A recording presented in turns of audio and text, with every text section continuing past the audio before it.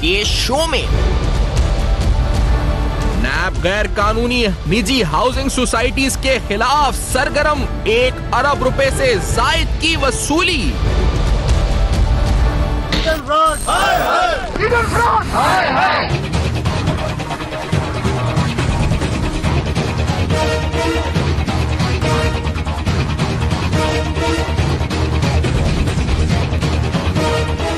Eden Housing में सैकड़ों खानदानों के साथ अरबों रुपए का फ्रॉड, क्या मामला हल की तरफ।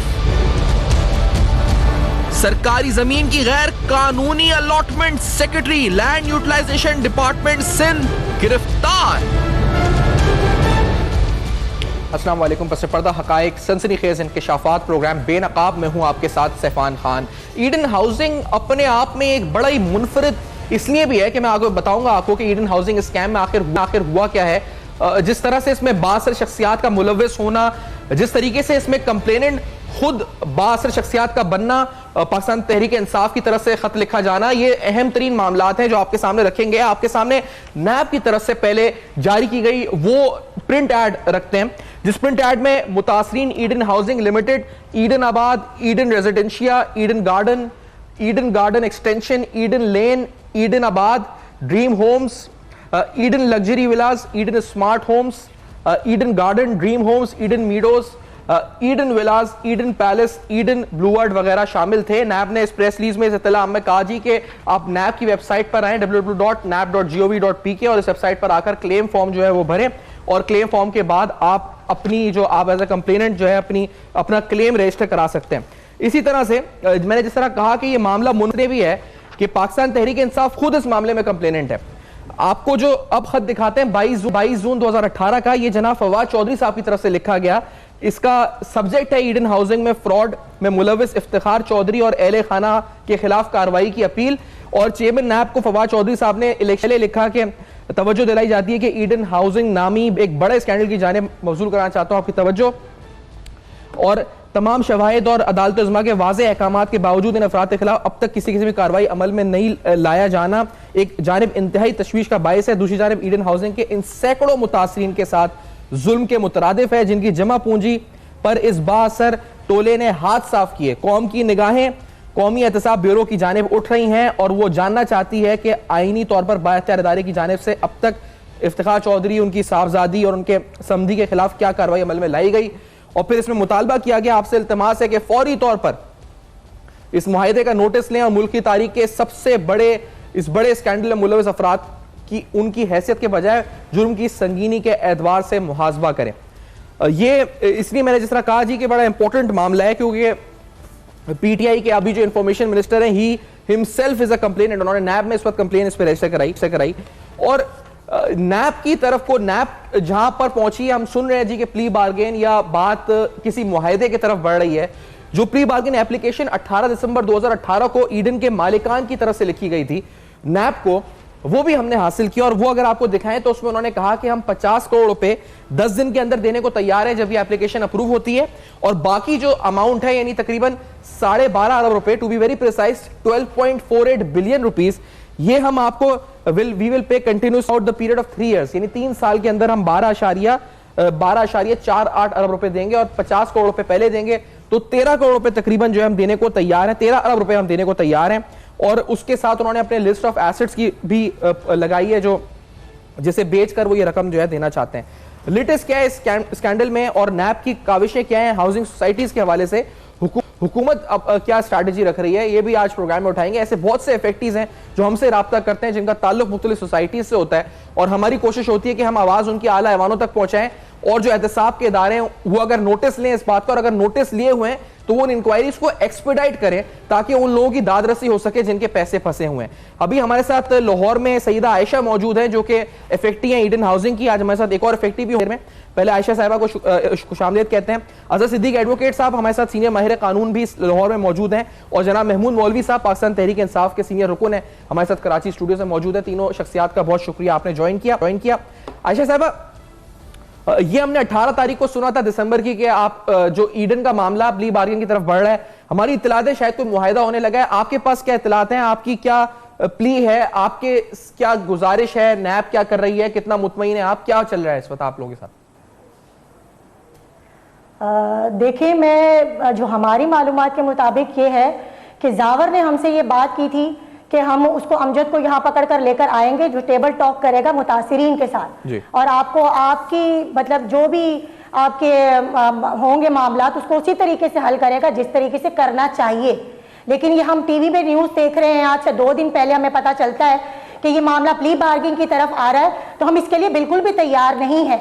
हम प्ली बार्गिंग के लिए बिल्कुल भी तैयार नहीं है, क्योंकि हमने आज से 9-10 साल पहले 2009 में हमने पैसे जमा करवाए थे। वो इसलिए जमा नहीं करवाए थे कि 10 साल बाद हमें फिर इसी तरह रो रो के हमारी ही रकम वापस कर दी जाएगी। आज की वैल्यू के मुताबिक अगर हमें ये पैसे वापस किए जाते हैं या हमें प्लॉट दिए जाते हैं तो हमें वो दिए जाए, इसके अलावा हम कोई भी डील करने के लिए तैयार नहीं है। ये आप खुदारा आपसे मैं रिक्वेस्ट करती हूँ कि आप आकर यहाँ पर देखें कि ईडन मुतासिरीन किस हालात से गुजर रहे हैं। आज से 10 साल पहले उन्होंने जो पैसा जमा करवाया था, आज उसकी मोहतरमा आप कौन से, आयशा साहब आप किस में, क्योंकि ईडन हाउसिंग में Eden Abad, Eden Residencia, Eden Garden Extension, Eden Lane, कौन सी सोसाइटी में आपने स्पेसिफिकली आपका पैसा लगा हुआ है, आपने जो इन्वेस्ट किया था? मेरा ईडन मिडोज में मैंने लिया था, बुकिंग करवाई थी मैंने। और कितना पैसा आपका, यानी मैं इसलिए पूछ रहा हूँ कि हमें अंदाजा हो सके, टोटल तो शायद रकम अरबों रुपए में 20 अरब बनती है टोटल, या 15 या 20 अरब बनती है। आप कितने लोग हैं आपके साथ मिडोज के अंदर जी जिनके पैसे लगे हुए? ऑलमोस्ट मेरे 10 लाख रुपए जमा हुए हैं आज से 10 साल पहले। अच्छा, ठीक है, हमें आज तक यही नहीं पता कि हमारा प्लॉट है किधर। हमारी निशानदेही करने के लिए हम उनसे दिन रात धक्के खा रहे थे कि आप हमें प्लीज बताएं तो सही कि हमें जो प्लॉट दिया गया है आखिर वो है किधर। लेकिन उन्होंने पूरे 5 साल जब तक हमसे किस्तें लेते रहे, हमें नई से नई गोली देते रहे कि नहीं आपका प्लॉट मौजूद है। अब आपको आप कहती हैं कि हुकूमत के साथ कोई आप कह रही हैं कि आपको पैसे यानी जो आज की मार्केट वैल्यू के हिसाब से चाहिए, 10 लाख आपने उस वक्त दिए थे, तो अब आपको कितने, या 10 लाख नहीं चाहिए, ज्यादा चाहिए पैसे, या प्लॉट चाहिए, क्या चाहिए? आज तो उसकी वैल्यू 5 गुना है। आज तो उसकी वैल्यू 5 गुना है। ये किस तरीके से जुल्म कर सकते हैं हमारे साथ? क्या आप बता सकते हैं जो पैसे हमें वापस करने लगे हैं उसका क्या हम एक मरला भी प्लॉट ले सकते हैं? हम कहां जाएं? हमारा सिर्फ यही गुना था कि हम अपनी छत बनाना चाहते हैं अपने बच्चों के लिए, जो हमने तिनका तिनका करके जोड़ा था। ये मैं इनको गिद्ध कहूंगी, तिनका तिनका करके जोड़ा था कि सारा नोच के भाग गए हैं। ये कनाडा में आज ऐश की जिंदगी गुजार रहे हैं, पाकिस्तान में मुझे कानूनी नुक्ता नजर अजहर सिद्दीकी साहब, कानून के मुताबिक ये जो मुतालबा है कि इनको रकम इन्हें मार्केट वैल्यू के हिसाब से चाहिए, ये कहते हैं, और ये कहते हैं कि हमने 10 लाख दिए थे, तो आज तो 10 लाख का एक फ्लोर भी नहीं आता, यानी एक मंजिल भी उसकी नहीं ले सकते, एक मरला भी नहीं ले सकते। ये कानून, नैब का कानून क्या कहता है इस बारे में? नैब लॉ क्या कहता है इस बारे में? अगर प्री बार्गेन हो तो कितनी रकम इन्हें वापस की जाए? अजहर सिद्दीकी साहब, बहुत शुक्रिया। अभी रिसेंटली परसों केस लगा हुआ था बहरिया का, जो एक रकम गालबन प्लॉट की अगर देखी जाती तो वो सारी ज़मीन की वो 40-50 अरब थी, 435 बिलियन पे, यानी मार्केट वैल्यू से भी ज़्यादा। और उसमें पैसे की डी वैल्यू का कॉन्सेप्ट सुप्रीम कोर्ट ने सामने रखा। अच्छा, उन्होंने कहा कि जब आपने रखा, मैं आई एम रिप्रेजेंटिंग इन्वेस्टर्स वहां पर बैरिया के हवाले से, तो वहां उन्होंने कहा कि ये रकम के अंदर जो पैसा डी वैल्यू हुआ है उसको सामने रखकर, और नहीं तो अगर कोई प्लॉट डिस्टर्ब जिनके हुए हैं उन लोगों को भी एडजस्ट करें। तो यहां असूली तौर पर, और ये एक नैब लॉ में एक फ्लॉ मौजूद है, आपको याद होगा we are voluntary return Supreme Court ने रोकी हुई है। प्ली बार्गेन के अंदर भी ये एक बड़ा जबरदस्त व्हाइट कॉलर क्राइम का बड़ा हसीन इम्तजाज है। मैं पिछले 15 साल से देख रहा हूं, कुछ लोग मार्केट में आते हैं, पैसा लूटते हैं, वो पैसा कहीं बाहर ट्रांसफर कर देते हैं, इन्वेस्टमेंट कर देते हैं, यहां नैब के पास 4-5 साल वक्त गुजारते हैं, वो पैसा जो बाहर 100 रुपया था वो 1000 बन जाता है, और वो आके यहाँ प्ली बार्गेन करते हैं, और वो 2-3 सालों के अंदर रिटर्न का कॉन्सेप्ट, यानी एक लिहाज से तो ये कॉन्सेप्ट अच्छा है, लेकिन जो असल जो नैब जो हमारे यहाँ जो काम नहीं कर पा रही, वो जो पैसा जो ट्रेस है, जो ट्रेल करना है, कि वो पैसा तो उसके पास कोई नहीं है। लेकिन आप कह रहे हैं कानून में फ्लॉ मौजूद है, मतलब नैब के कानून के मुताबिक नैब अगर 10 लाख वापस करता है जो ओरिजिनल अमाउंट है तो दैट इज ओके, लेकिन ये ब्रेक का कहा जा रहा है साहब। तो ये सवाल, और पीटीआई क्या कर रही है? पीटीआई है इस केस में, नैब में जाकर उन्होंने खुद कंप्लेंट दर्ज कराई है। महमूद मौलवी साहब से पूछेंगे कि पाकिस्तान तहरीक इंसाफ इन लोगों की दाद रसी के लिए उसने क्या किया हुकूमत में आने के बाद, और एक नहीं ऐसी कई हाउसिंग सोसाइटीज हैं फेक जहां लोगों के ऐसे पैसे फंसे हुए हैं। तो पीटीआई ने क्या सोचा है इस बारे में, वील ऑल्सो आस्क दिस। और फिर नैब ने कितनी रिकवरीज की हैं हाउसिंग सोसाइटीज से, एक्सक्लूसिव रिपोर्ट हमने हासिल की है नैब की तरफ से, वो भी दिखाएंगे आपको इस ब्रेक के बाद। हमारे साथ रहेगा।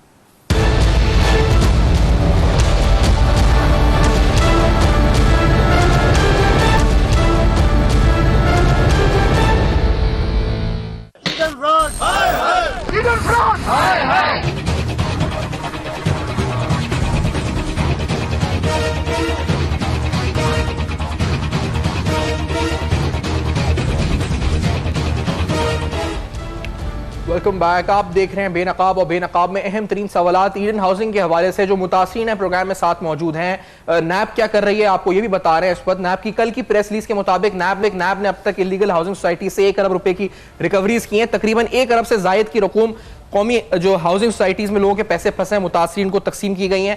और इस पर चेयरमैन नैब ने जो है इस पर कल एक स्टेटमेंट जो उनकी तरफ से आई थी, और एक रिपोर्ट जो हमने हासिल की है कि 2017 से लेकर अब तक तकरीबन 2.6 नैब ने तकरीबन 7,000 इफेक्टिव्स में तकसीम किए हैं। तो ये वो रिपोर्ट है जो अभी आप देखेंगे इस पर, जो हम आपको दिखाते हैं कि जो 7,000 इफेक्टिव्स में नैब जो है इस पर दे चुकी है, और अमाउंट डिस्बर्स्ड है तकरीबन 2.6 बिलियन रुपीस। अब सवाल यह है कि एक लेटर और आपको दिखाते हैं जो 14 दिसंबर 2018 का है, जो एफआईए और नैब की जो इस पर नैब की तरफ से लिखा गया था सेक्शन ऑफिसर एफआईए को मिनिस्ट्री ऑफ इंटीरियर में। और इसी तरह से एक और खत है जो कि मिनिस्ट्री ऑफ फॉरेन अफेयर्स को लिखा गया इस्लामाबाद में इस वक्त international corporate wing additional director जो नैब के उनकी तरफ से। लेकिन ये जो शख्स है इस वक्त पाकिस्तान आ क्यों नहीं सका, क्या अकाउंटेबिलिटी क्यों नहीं हो सकी? महमूद मौलवी साहब, आपकी गवर्नमेंट का तो नारा ही अकाउंटेबिलिटी का है।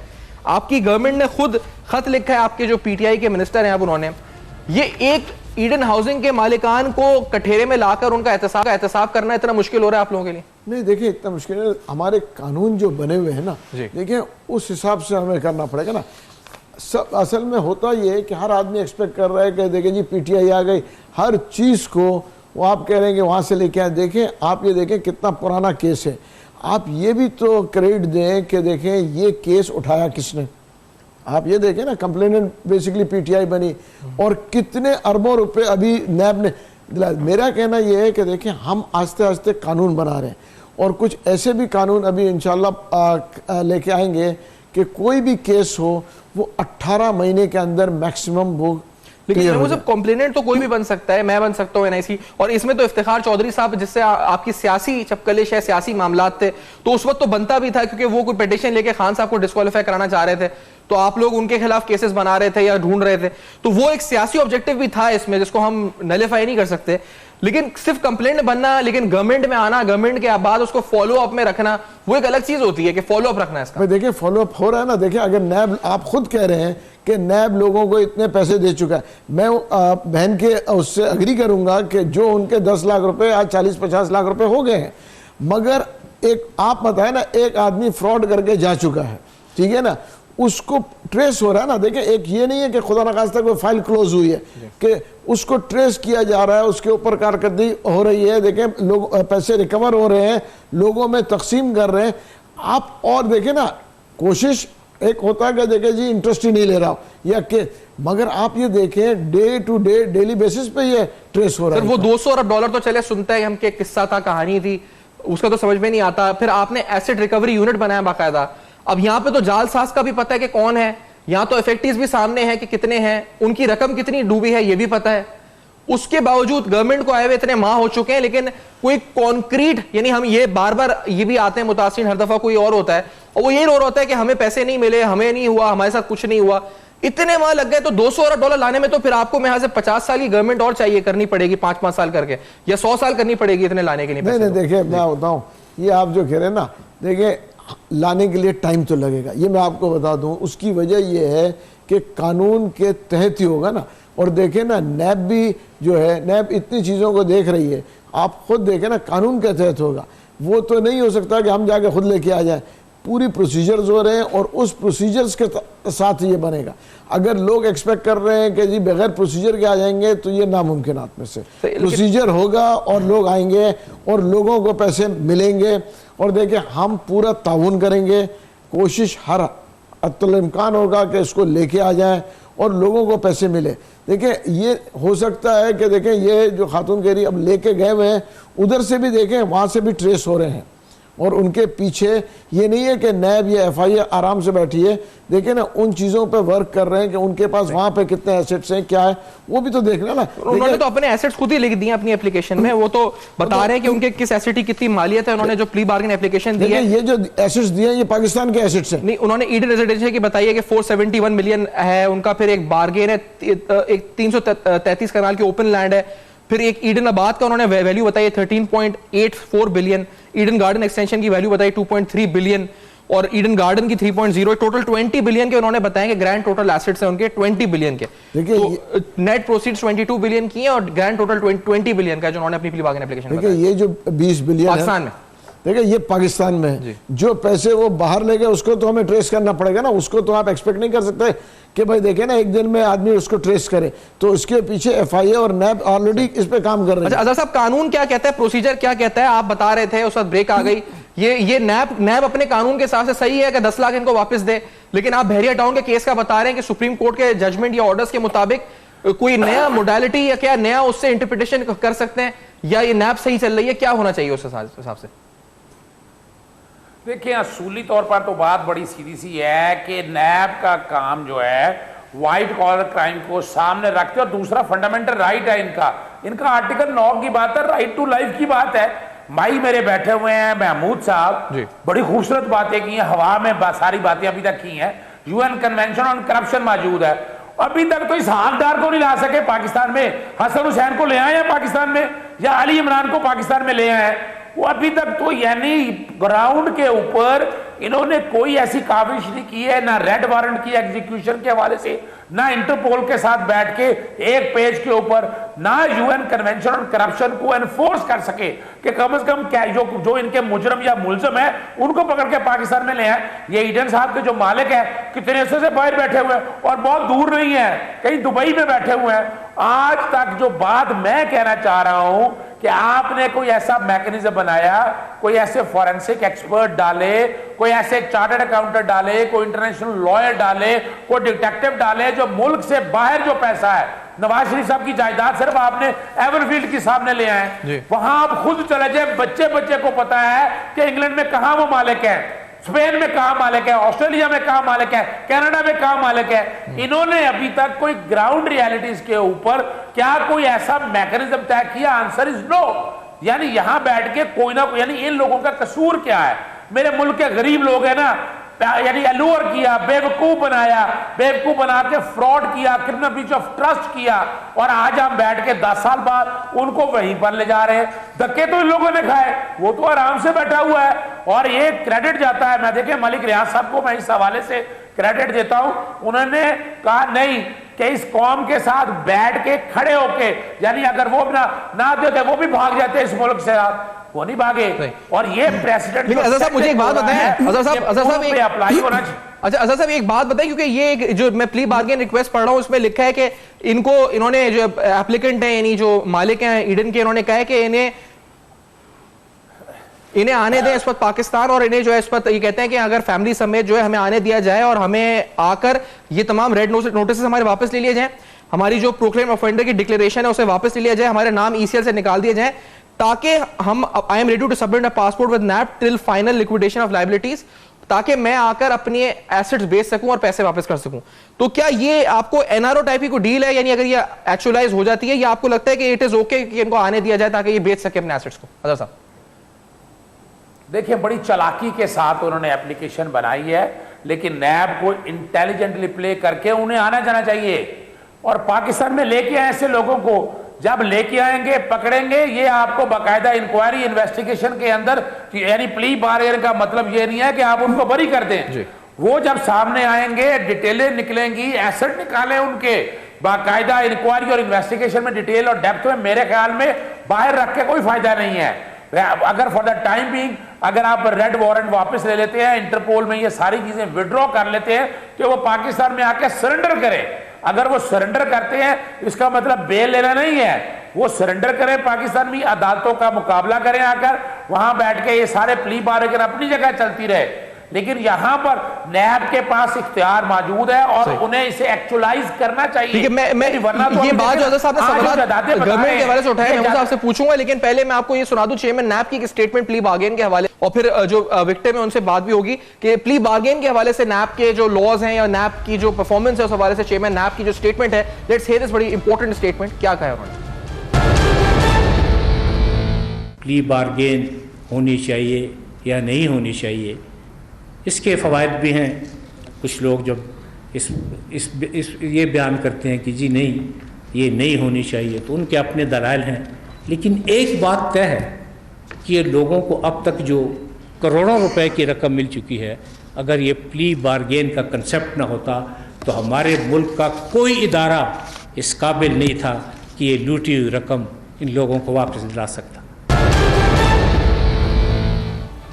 जी आयशा साहबा, आपके क्योंकि इससे बात के हम दूसरे विक्टिम से भी बात करेंगे, आपके क्या कमेंट, क्या लास्ट आपका इस वक्त मुतालबा, क्या प्ली आपकी, क्या चाहती हैं इस वक्त, क्या एक्शन चेयरमैन नैब लें, वजीर आजम पाकिस्तान लें, क्या इस वक्त इदारे ले एक्शन, आपकी जो क्या इस वक्त प्ली है आयशा साहबा। जी मैं सबसे पहले ये बात कहना चाहूँगी कि नैब, ठीक है जी, नैब की कारकर्दगी आप लोगों को बहुत अच्छी लग रही है, ठीक है, मान लेते हैं। नैब जब पाक अरब एक सोसाइटी है उसको प्लॉट देने की बात कर रहा है, नैब ने और भी बहुत से लोगों के लिए आवाज़ उठाई कि इनको प्लॉट मिलने चाहिए और दिए भी हैं, लेकिन आखिर हमें क्यों नहीं प्लॉट दिए जा रहे, हमें प्ली बार्गेनिंग की तरफ क्यों लाया जा रहा है, हमें सड़कों पर क्यों रोलने के लिए छोड़ दिया गया है, हमारा कसूर क्या है। हमारा कसूर सिर्फ इतना है कि हम पाकिस्तानी हैं, या हमारा कसूर इतना है कि हम गरीब हैं, हमने अपने छत का ख्वाब देखा, ये कसूर था हमारा। जब नैब सबके लिए कर सकता है तो हमारे लिए क्यों नहीं कर सकता। क्योंकि मैं इस बात को इतना तो जान गई हूं कि इसके पीछे कोई छोटे मोटे हाथ नहीं है, इसके पीछे बहुत बड़े बड़े हाथ शामिल हैं। ये बहुत बड़ी पावर है इसके साथ, डॉक्टर अमजद के साथ, जो हम इसके साथ कोई भी कार्रवाई करने जाते हैं तो ये कुछ ना कुछ करवा कर ये भाग जाता है या निकल जाता है या फारिग हो जाता है। फंसे हुए तो सिर्फ आज हम हैं, हम किधर जाएं। हम मानते हैं कि पीटीआई की हुकूमत आई है, जब से हमारे लिए कुछ काम हुआ है, थोड़ी बहुत इंप्रूवमेंट हुई है, लेकिन वो इंप्रूवमेंट हमें मंजिल की तरफ जाती हुई नजर नहीं आ रही है। डॉक्टर अमजद को यहाँ लाया जाए, और बार बार प्री बार्गेनिंग की बात हो रही है, ये डीजी नैब ने भी बात की है। मैं नहीं समझती कि ये बहुत अच्छी कामयाबी है, यानी कि 10-15 साल 20 साल आप बेचारे मजलूम को लूटते रहो और बाद में आप आके उन्हीं के पैसे वापस कर दो, आप इसको इंसाफ कहते हो। ठीक है जी, एक ब्रेक की तरफ बढ़ना है हमें। महमूद साहब, आपका पॉइंट ऑफ व्यू, पीटीआई के काफी सवाल जमा हो गए हैं, आज का शुक्रिया, क्योंकि एक और भी कंप्लेंट हमारे साथ होंगे तो इस प्रोग्राम में, लेकिन we have to take a short break over here. इस ब्रेक के बाद आते हैं तो इन हाउसिंग सोसाइटीज के जो मामलात हैं आपके सामने जो बेनकाब कर रहे हैं, कुछ और अहम तरीन इंकशाफात, कुछ और हकाइक बेनकाब करते हैं, लेकिन इस ब्रेक के बाद हमारे साथ रहेगी।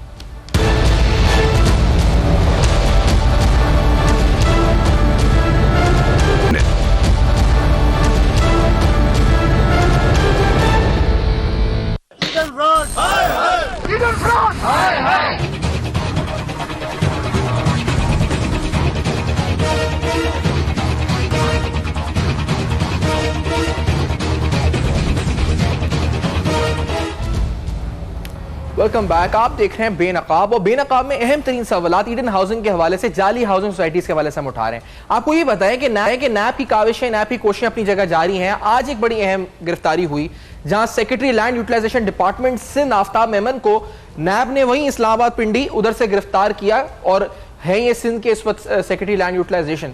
जिस तरह आगा सिराज दुरानी साहब इस वक्त शहर से बाहर गिरफ्तार हुए, आफ्ताब मेमन साहब के साथ भी कुछ यही हुआ। अहमियत बहुत ज्यादा इस गिरफ्तारी की, और फेक अकाउंट स्कैम के हवाले से भी, और दीगर जो आइंदा होने जा रहा है जो नैब के रडार पे शख्सियात हैं उस हवाले से भी। तकरीबन 7 एकड़ की जमीन सेक्टर 40 में स्कीम 33 डिस्ट्रिक्ट मलीर के अंदर इन पर इल्जाम है जी कि इन्होंने जो अलॉट की है, और ये जमीन in favour of pink residency, जिसका नाम हमने जीआईटी रिपोर्ट में पढ़ा था, पिंक रेजिडेंसी, ये उसको अलॉट की गई थी। तो it is a very significant arrest जो आपके सामने हम रख रहे हैं। और वापस आते हैं उन्हीं इफेक्टीज और उन मामला जो ईडन के हम कर रहे हैं इस वक्त। महमूद मौलवी साहब, पीटीआई की गवर्नमेंट पे अजहर सिद्दीक साहब ने पर्टिनेंट सवाल उठाया, आप इसहाक डार साहब को वापस नहीं ला सके, आप हसन हुसैन नवाज को नहीं ला सके, अली इमरान को नहीं ला सके, आप ईडन के मालिकान को नहीं ला सके, तो एहतसाब का नारा तो लगाया, लेकिन फायदा क्या हुआ इसका? कुछ हासिल तो कुछ नहीं किया आपने। देखिए, अभी उन्होंने खुद कहा कि रेड वारंट इशू हो चुके हैं।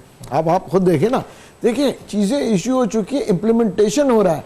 आप ये क्यों नहीं समझते हैं कि देखें हो क्या रहा है, हम एक दिन में, वही मैं कह रहा हूँ, एक प्रोसेस है, प्रोसेस के थ्रू जा रहे हैं ना। ये किसने कहा कि इसाक डार साहब को ने देखे ना कि हम वो प्रोसेस हमने बंद कर दिया हो या हमने किसी के लिए प्रोसेस बंद किया हो, प्रोसेस में है और टाइम के साथ साथ इंशाल्लाह ये सब आएंगे। देखिए आप मुझे बताएं कि हमने कहाँ प्रोसेस रोका, हमारे अपने लोग जब पकड़े गए हमने कहीं प्रोसेस में मुदाखलत की? आपने उन खातून की गुफ्तगू सुनी थी, वो कहते हैं इनके पीछे इतने बासल लोग हैं कि कोई भी हाथ नहीं डालता। तो ये आपकी गवर्नमेंट क्या इस वजह से तो नहीं कि अभी तक इतनी कोशिशों के बावजूद कुछ कर नहीं पा रही, क्योंकि आपके हाथ में भी नहीं है, कोई और ही बासल शख्सियत है? नहीं देखिए मेरे ख्याल से अब ये तो लोगों को माइंडसेट बड़ा क्लियर हो जाना चाहिए कि जितने भी बाअसर हो पीटीआई के गवर्नमेंट में कोई फर्क नहीं पड़ता। और वो लोग देख चुके हैं कि जब कि हम जो है जहाँ पे भी गवर्नमेंट जो इदारे हैं, नैब के हो या किसी के भी हो, हमने कई एतराज़ उठाया कि हमारे किसी आदमी को ना उठाया जाए।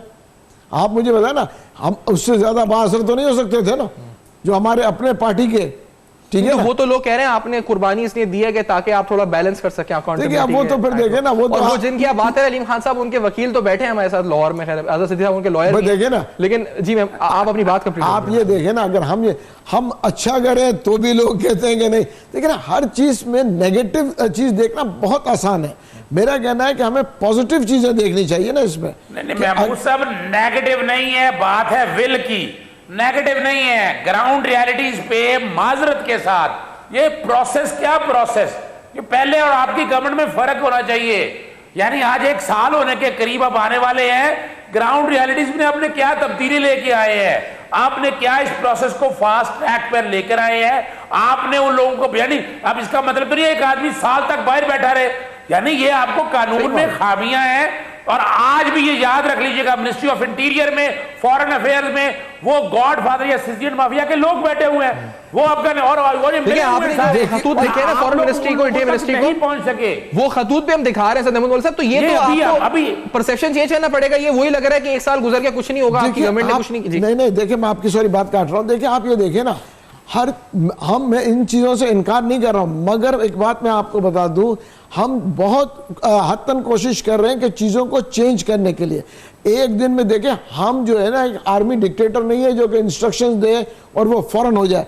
ब्यूरोक्रेसी हमारे मतलब जो है, विल की बात कह रहे हैं, वो करने की बात, देखिए मेरे ख्याल से देखिए विल में तो इसमें मेरे हिसाब से लोगों को कोई इसमें शक शुबा नहीं होना चाहिए कि हमारी विल 100% है। बुरा ना मारिएगा, सिर्फ एक बात कह दे रहे थे, मुझे ये बताएं कि नवाज शरीफ क्या खास कहती है, हर रोज जेल के बाहर लोग मिलने जाते हैं, एक दिन मुलाकात का दिन है, आप उसको पता नहीं मेडिकल में क्या मजाक बनाया वो आप लोगों ने, यानी कहीं वीआईपी एहतसाब हो रहा है, आप माने या ना माने, प्रिविलेज दी जा रही है उन लोगों को। क्या आम सी एक बीमारी है उसको सर पे उठाया हुआ है, यानी क्या साबित करना चाहते हैं कि अगर इजाजत दें महमूद साहब से जवाब लेके आर्टिकल 25 आप कहीं विल दिखाएं। महमूद साहब इस बात का जवाब, वीआईपी एहतसाब वाली बात का जवाब दे, फिर हम ईडन का मसला जो हमारे देखें वीआईपी देखें, ये तो एक हमारा कल्चर बना है जिसको हम कोशिश कर रहे हैं चेंज करने की बेहतर। मगर आप अगर एक्सपेक्ट कर रहे हैं कि एक ही दिन में ये वीआईपी कल्चर को खत्म करेंगे, देखें इसमें पूरी सिस्टम्स इन्वॉल्व है। कोई एक आदमी इमरान खान से हम एक्सपेक्ट कर रहे हैं पूरे सिस्टम को हम चेंज करें। देखिए अभी हम कानून लेके आ रहे हैं कि जो भी केसेस हैं वो 18 महीने के अंदर खत्म हो जाए। अब ये कानून ऑब्वियसली सबके मुशावरत के साथ आएगा। चलिए ये देखते हैं कि कितने मुतमईन ये जो अब हमारे साथ तौहीद अहमद साहब मौजूद हैं। तौहीद अहमद साहब जो ईडन हाउसिंग मुतासिरीन कमेटी है उसको रिप्रेजेंट कर रहे हैं। अच्छा एक बात और है तौहीद साहब कि आप लोग नैब के साथ इन नेगोशिएशन या नैब में रिप्रेजेंटेशन कर रहे हैं ईडन मुतासिरीन की, आप कितने मुतमईन हैं नैब की काविशों से और आपको क्या इत्तला है? हम सुन रहे हैं कि बहुत जल्दी प्री बार्गेन होने लगा है या इट इज वेरी नियर के कॉन्ट्रैक्ट जो है हो जाएगा, तो ये सब क्या इत्तलात हैं? सबसे पहले जौन सा मैं ये बताना चाहता हूं कि आज से तकरीबन 10 से 11 साल पहले जौन सा है हजारों अफेक्टिव जौन से हैं वो जलीलो ख्वार हो गए हैं और उनके साथ इतना बड़ा फ्रॉड किया गया है कि पाकिस्तान की तारीख में इतना बड़ा फ्रॉड जौन सा वो नहीं मिलता और इसके पीछे जौन सा है तमाम डिपार्टमेंट जौन से है वो इन्वॉल्व थे। अब मौजूदा अब बात करते हैं नैब की, तो मैं ये कहता हूं कि नैब ने अभी तक रेफरेंस दायर क्यों नहीं किया? नैब को चाहिए कि एक सॉलिड किस्म का रेफरेंस जो सा वो दायर करे और इनको कोर्ट में से जो सा ऑर्डर लेके इनकी प्रॉपर्टीज को जो सा सेल आउट किया जाए। जब इनकी प्रॉपर्टी सेल आउट होगी तो डॉक्टर अमजद खुद चल के आएगा यहाँ पे क्यों? उसे भी तकलीफ होगी, उसका घर बिक रहा होगा, तो वो अमाउंट जो सी होगी वो अब जब आप फैक्ट्रीज में डिवाइड करेंगे तो उनका कुछ ना कुछ जो सा वो बनेगा। अब मौजूदा जो सी वैल्यू है वो नैब के बकौल जो सा 20 से 25 अरब के करीब है। अब अगर वो एलडीए से अप्रूव हो जाती है, पास हो जाती है, वही वैल्यू जो सी 50 अरब चली जाती है और तकरीबन, और वो 50 अरब जो है वो फैक्ट्रीज का जाला पूरा किया जा सकता है उससे। लेकिन क्या है कि रेफरेंस, मैं ये बार बार यही कह रहा हूं कि नैब रेफरेंस दायर करे और सॉलिड किस्म का जो है रेफरेंस दायर करे। मैं तौहीद साहब की इजाजत से एक बात कर दूं सैफान, अभी रिसेंटली डीएचए के केस के अंदर ईएमई सेक्टर के अंदर सुप्रीम कोर्ट ने बकायदा ऑर्डर पास करके डीएचए की जिम्मेदारी लगाई कि वो प्लॉट फैक्ट्री को दे। ये जो बात कर रहे हैं ना, अभी रिसेंटली एलडीए सिटी का भी हुआ है। यहां गवर्नमेंट को चाहिए कि अपने तय बैठकर इसको टेक ओवर करके एलडीए का या डीएचए का मॉडल देकर इन बेचारों को प्लॉट दे। पैसे 10 लाख रुपए लेके क्या करेंगे ये लोग? और ये बाकायदा यानी 2 मॉडल बन चुके हैं, डीएचए का मॉडल बन चुका है, ईएमई सेक्टर का, एलडीए ये मुतालबा ख्वाजा साद रफीक वगैरह, आप ये मुतालबा गवर्नमेंट से कर रहे हैं, नैब से कर रहे हैं? तमाम सोसाइटियों के जो से ये जो आपका मुतालबा वो हल नहीं, नैब नहीं कर सकती। ये महमूद साहब को, इमरान खान साहब से बात करनी चाहिए कि इस फैक्ट एलिमेंट को सामने रखते हुए एक इस तरह ये लोगों में बहुत बड़ा रिलीफ होगा। उन्हें प्लॉट, और ये कोई मुश्किल काम नहीं है, जमीन अवेलेबल है, उसको डेवलप करना है। एलडीए टेक ओवर जैसे एलडीए सिटी के अंदर किया है या डीएचए में सुप्रीम कोर्ट के ऑर्डर्स के साथ सुप्रीम कोर्ट के पास ले जाए मामला ये, और ये कोई मुश्किल काम नहीं है। ये जो लोगों का बहुत भला हो जाएगा। और वो जो कल जमीन जो है ना, वो जो जमीन वो जो अब इस वक्त खरबों की हो चुकी है, वो भी बेवकूफ बना रहा है सारा यहाँ बैठकर। ये कम से कम ये एक्सप्लॉयटेशन जो है ना, ये आर्टिकल आपका इस पे लास्ट कमेंट, महमूद साहब ये सजेशन दिए आपने कि इमरान खान साहब को बात करें और बात करें कि ये जो है ना आप टेक ओवर करके इसको कंप्लीट करके इनको इफेक्टिव को दे दें, क्योंकि इन्हें प्लॉट दे दें, बना के डेवलप करके दें, पैसों की कोई वैल्यू नहीं है। देखिए मैं क्या इस पे करेंगे? देखिए मैं, इन्होंने जो भाई ने बात की है, मेरा ख्याल से इसके ऊपर भी हम देख सकते हैं, और जो इसके कंसर्न मिनिस्टर है मेरी उनसे बात करता हूं कि देखता हूं कि भाई क्या हो सकता है, कानून के अंदर क्या है, क्योंकि ऑलरेडी केस नैब में है, और अगर कुछ हो सकता है ये मैं आपको बता दूं, हम प्रायोरिटी बेसिस पे देखेंगे कि अगर जो इन्होंने कहा है अगर हम कानून के उस दायरे में रह के कर सकेंगे तो इंशाल्लाह डेफिनेटली करेंगे। बहुत शुक्रिया आपने ज्वाइन किया, महमूद मौलवी साहब, अजहर सिद्दीक साहब, तौहीद अहमद साहब, आयशा साहब, आप सब ने अपनी राय दी। अहम तरीन हाउसिंग स्कैम्स आपके सामने हम रख रहे हैं और सीरीज ऑफ प्रोग्राम्स हैं मुसलसल आपके सामने रखते रहेंगे। एफएक्टीज के साथ रेगुलेटर ने क्या किया, क्या हाउसिंग सोसाइटी का अपना किरदार था, नैब क्या कर रहा है, हुकूमत का क्या किरदार बनता है। For feedback you can write us on our email address, Facebook page and Twitter. देखते